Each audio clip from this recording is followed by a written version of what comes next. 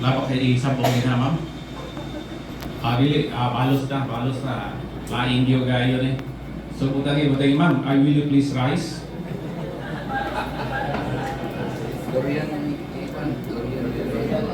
Okay. Actually, durian is very cheap nowadays. It's only 50 pesos. Yeah, the half kilo.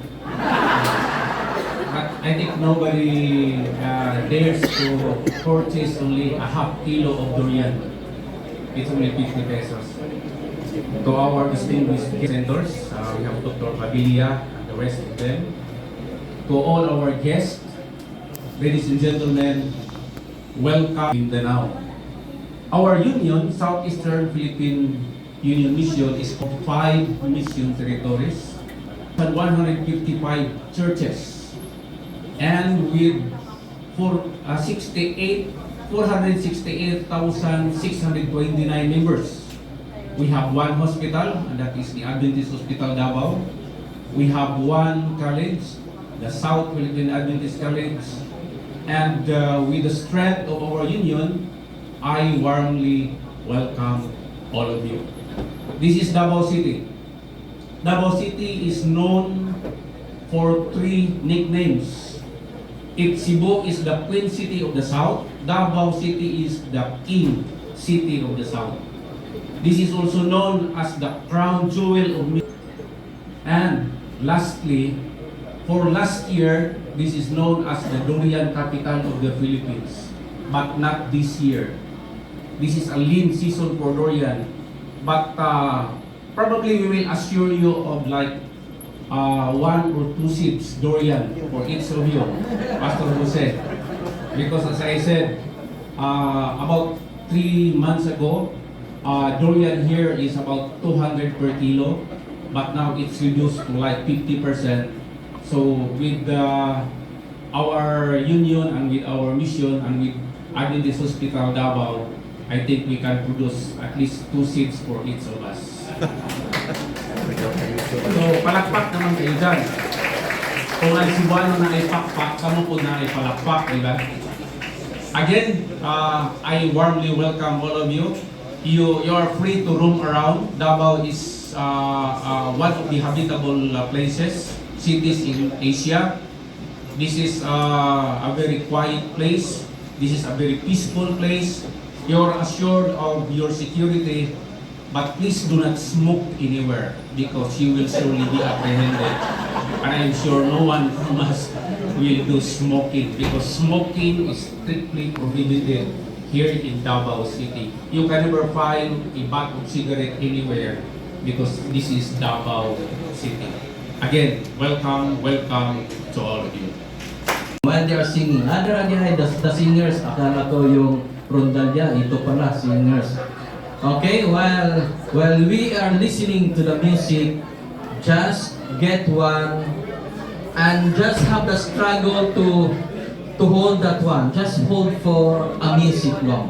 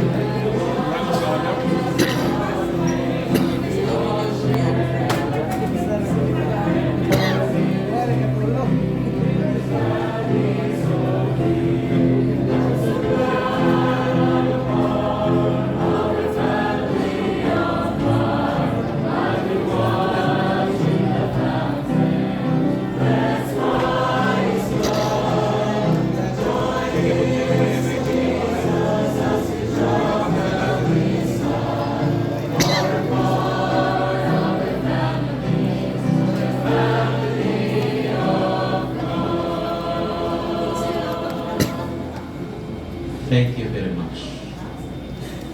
Thank you. We'll sing one more, but before we sing one more, let's do this one. I'd like you to say with me our theme just with this one statement: from struggles to strength. Okay, everybody say from struggles to strength. Okay, everybody go. From struggle to strength. Okay, again. From struggles to strength. Good. Now, please be with me to open without eating. Open without eating. Always remember, sa lahat na gusto kakain ng durian, ito lang muna. Sa lahat na hindi gusto kakain ng durian kasi hindi ninyo kaya, please struggle to taste one. And for those who want to eat more durian, please struggle to taste a little bit. Always remember, isipin mo na lang, ito yung gusto mo. This is a mental health summit.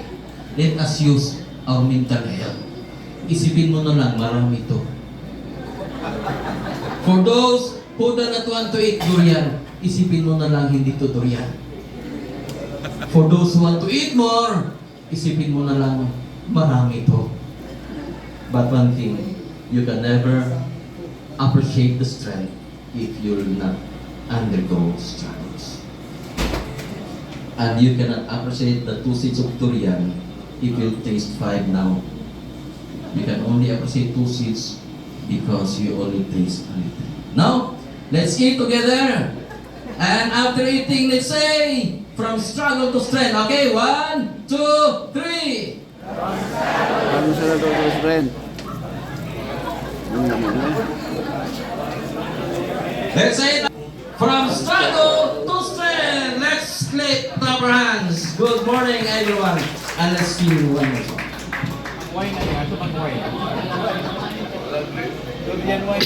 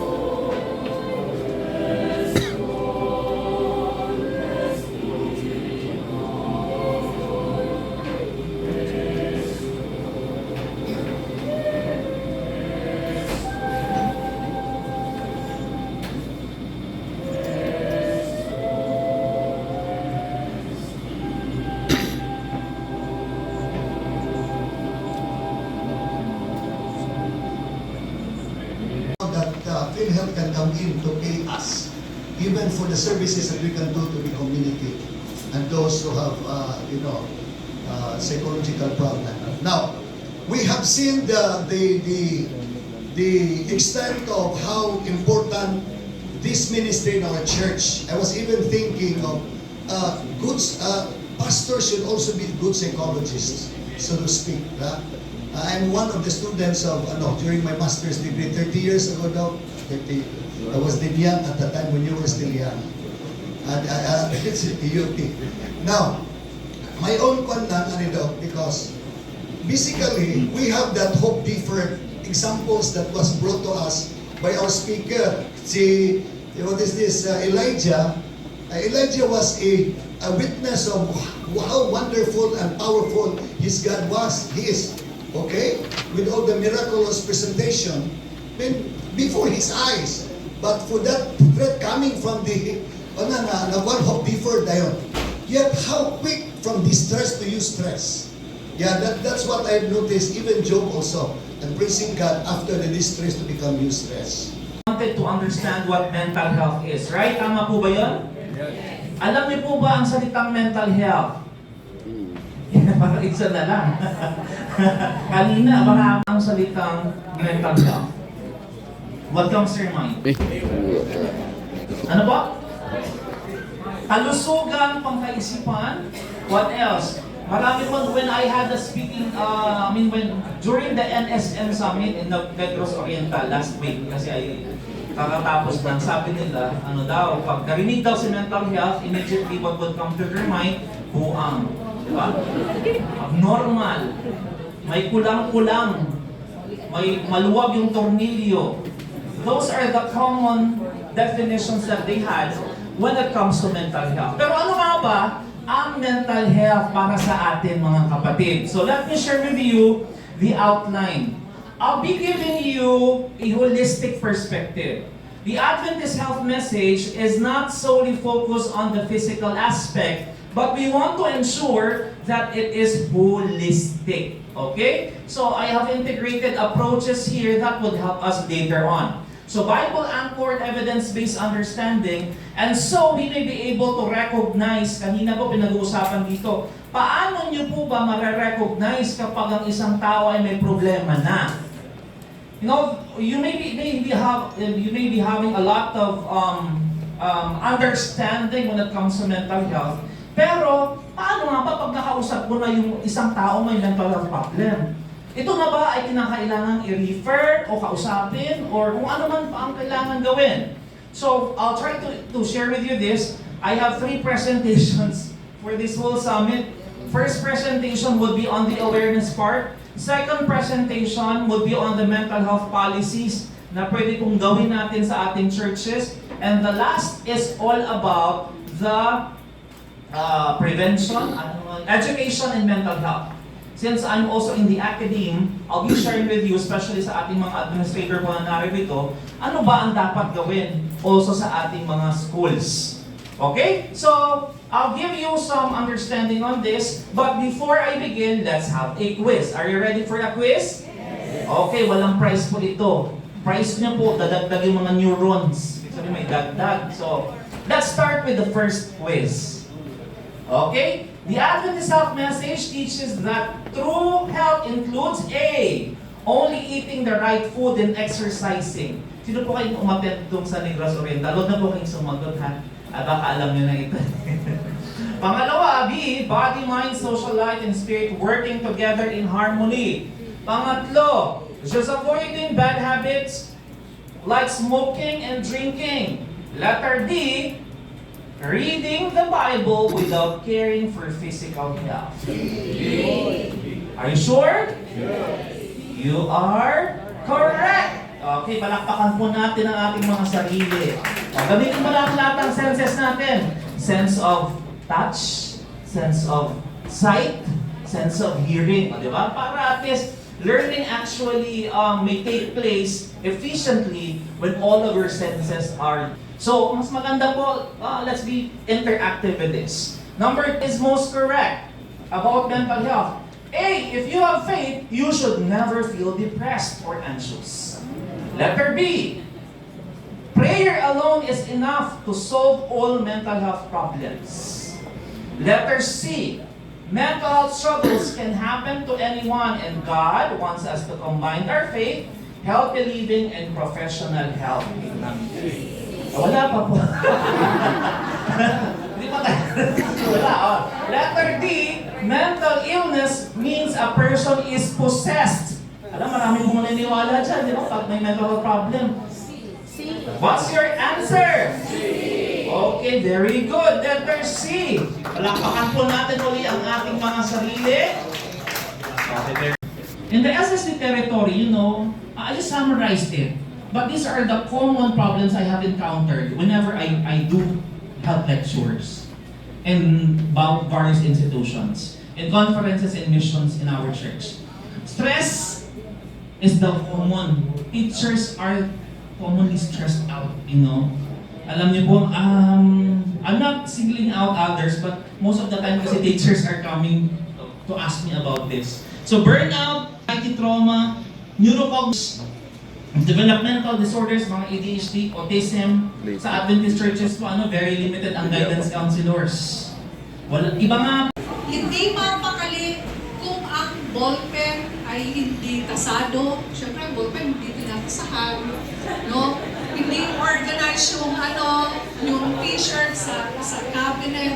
No, okay. Procrastinates over major decision. Makikita niyo po na meron itong advantage and disadvantage, yung good and bad side, no? Uncomfortable with conflict or emotions. So gusto niya parang happy lang, no? Or sad, or pag may change ng emotions, ayaw niya nun, no? Hindi niya siguro ma-manage ang kanyang emotions, stubborn or resistant to change. So gusto niya talaga kung ano ang yan lang talaga, no? Hindi flexible, no? Yan ang square personality. Tingnan naman natin ang triangle personality. Triangle is very, very ambitious and career-oriented. Ito yung, pag may goal siya, gagawin niya ang lahat kahit may maapakan ng ibang tao. Totoo? Meron pa kayo na-encounter na ganyan? No? Basta ma-achieve ko lang ang goal, basta ma-implement ko lang to, pakialam ko sa inyo. No matter what happened, I have to achieve my goal.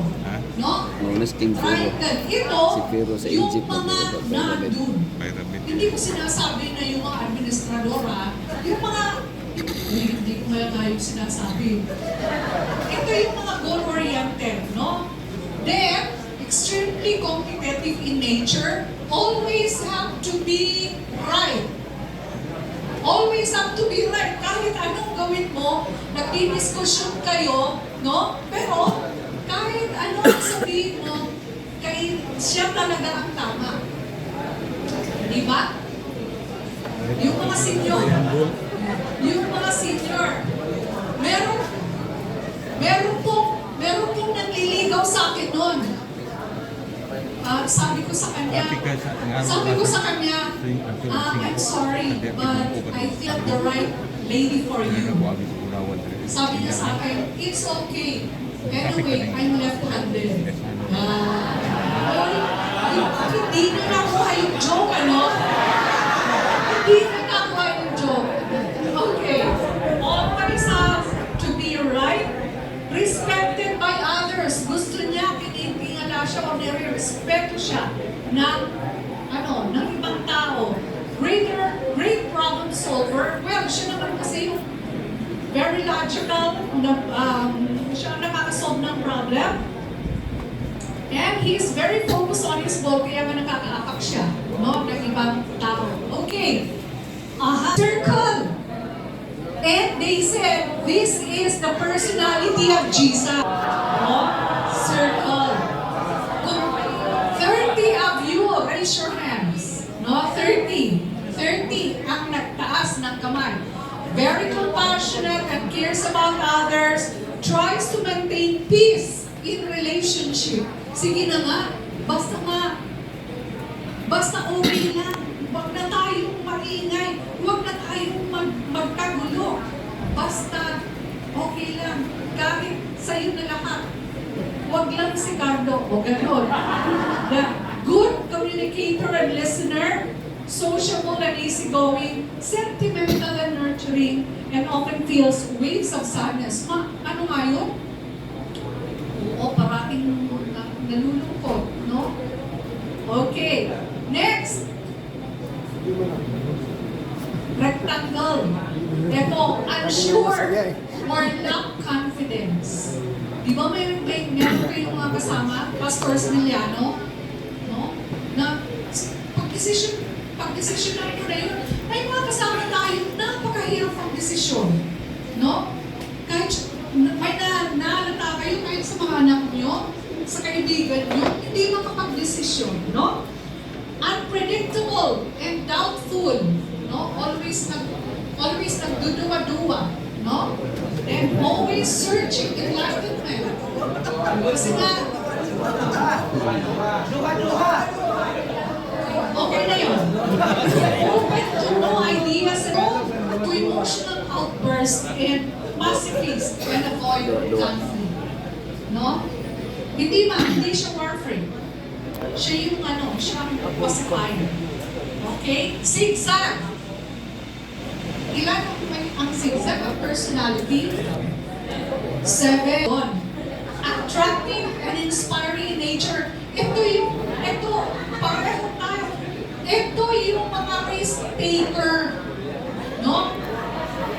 Halimbawa, magpa-mountain climbing. Ito si Pastor De La Peña, zigzag ito.